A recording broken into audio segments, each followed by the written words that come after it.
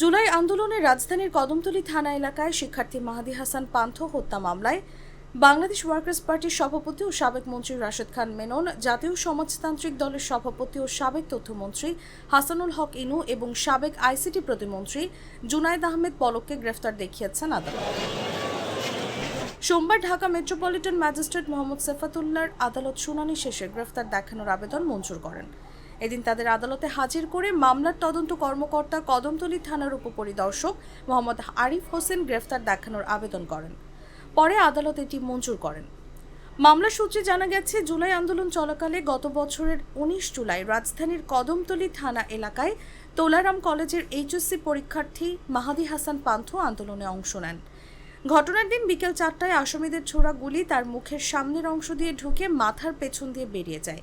এ ঘটনায় গত 8 নভেম্বর কদমতলী থানায় মামলা হয়। এই মামলায় রাশেদ 7, ইনু 8 ও পলক 9 নম্বর এজাহার নামীয় আসামি।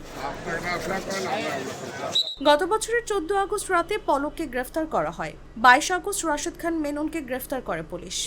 পরে 26 আগস্ট হাসানুল হক ইনুকে গ্রেফতার করে পুলিশ।